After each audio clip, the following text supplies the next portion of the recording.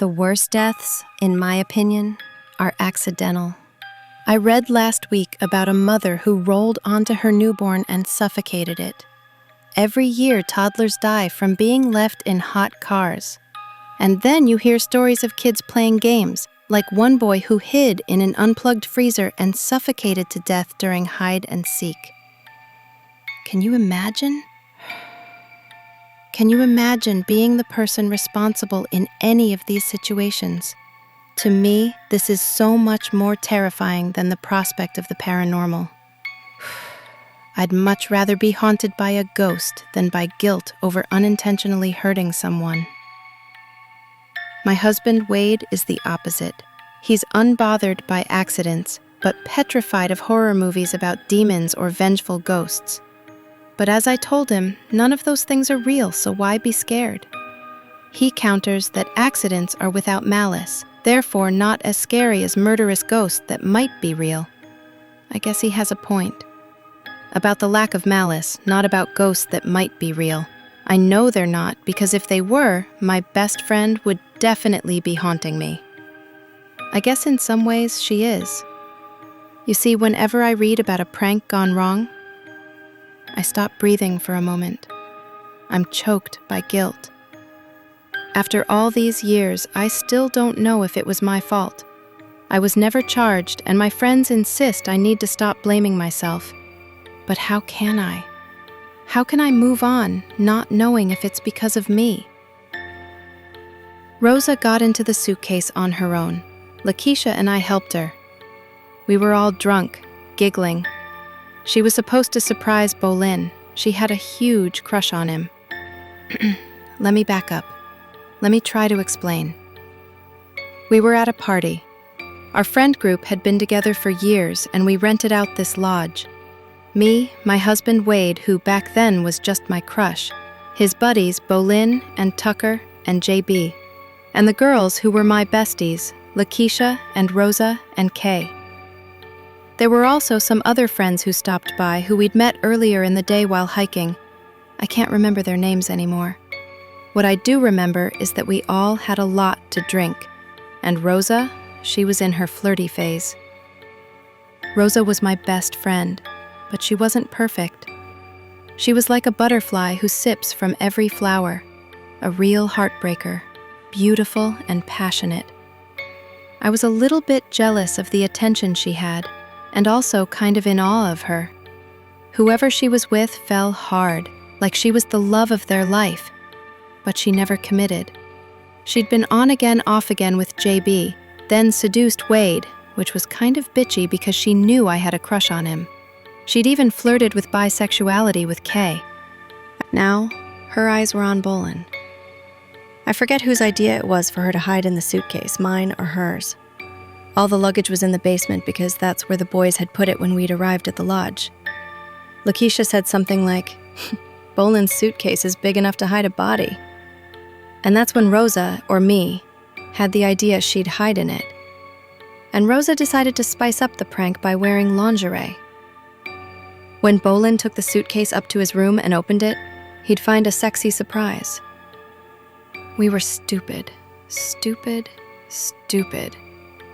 None of us had good judgment, especially since we were tipsy. Once Rosa squeezed inside, whining about her hair getting caught in the zipper, Lakeisha and I went to go badger the boys to bring everyone's bags to their rooms. I remember Bolin delivered mine. I was staying outside in a tent with Kay. The lodge didn't have enough bedrooms for everybody, and we wanted to sleep under the stars. Kay had no idea about the prank and was confused when I kept urging Bolin to go inside and check his bag. Wink, wink. After he left, I told her about Rosa, and because Kay was actually sober, she told me to go make sure Rosa wasn't stuck in there. So I checked to make sure the suitcase wasn't still at the bottom of the stairs. At least, I think I did, but I was drunk. While all of us were sitting outside watching fireworks later, I noticed Bolin missing and asked Wade where he went. Bolin had gone up to his room early. Since he hadn't come back, Lakeisha and I assumed Rosa was in there with him and that her lingerie stunt had worked. In fact, Lakeisha and I were whispering about it all evening, quietly so as not to make any of the boys jealous. In the morning, when Bolin came down, Lakeisha and I asked him about last night, all smirks. He looked clueless. Then Lakeisha asked where Rosa was, and he was still clueless. But what about his suitcase? Hadn't he opened it? He said someone had shoved all his clothes into the closet in a pile. He wasn't sure why. He assumed he was being pranked or something and hadn't seen his suitcase. "So you never opened it?" surprised, asked Lakeisha. Dread bloomed in my belly. Oh God, I thought. Oh God. Oh God. Lakeisha was telling him how we'd taken his clothes out, and Rosa had hidden inside hoping to surprise him in her lingerie. And Bolin blushed and said he was gay. Gay? But his coming out to us hardly even registered, because where was Rosa? None of us knew. We quickly went to wake everyone else up, hoping someone had seen her last night.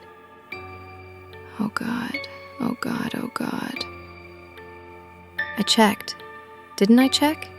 I swear I checked. Prayers ran through my head, but I was drunk.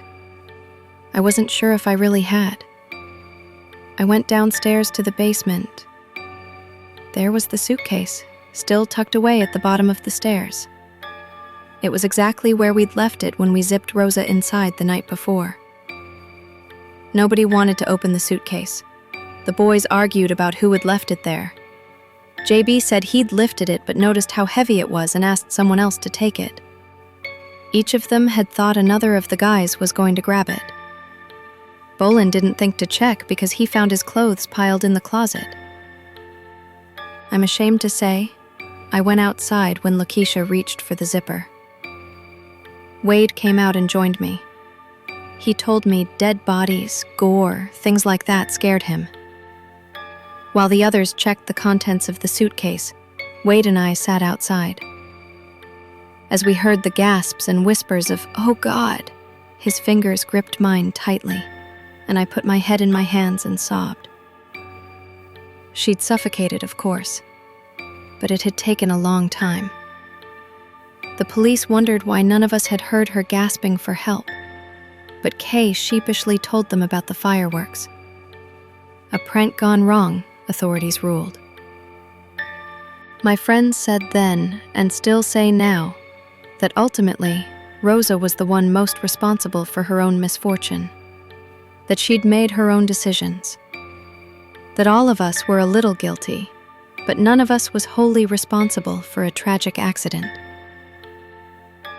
But it was my hand that closed the zipper. I've lain in bed thinking about her gasping for air. Why didn't she scream? Why didn't we hear any muffled shouts? I imagine her, squeezed into the darkness while her pleas for help go unanswered. And I can't breathe. But the real reason I'm writing this is because this morning, I saw a story in the news about a woman in her underwear found strangled on the beach. My husband switched away from the reporting, and when I asked why, he looked surprised and said he thought it might trigger me. Why? I asked. It wasn't a prank. I thought it might remind you of Rosa. You know, the lingerie. I suppose that aspect was similar. To be honest, that part of the tragedy had never really stuck with me as much. But now I think about how we all stopped talking about her afterward. How her death was only a blip in the news. No details were released. In our friend group, Rosa's death became a taboo subject, almost like she'd never been with us at all. We all silently agreed to forget her. But the more I think of that report on the news, the more I'm getting that feeling from that day. That top of the stairs feeling. Like I'm looking down and seeing something I don't want to see. That oh God, oh God, oh God sense of impending dread. And I'm about to be sick.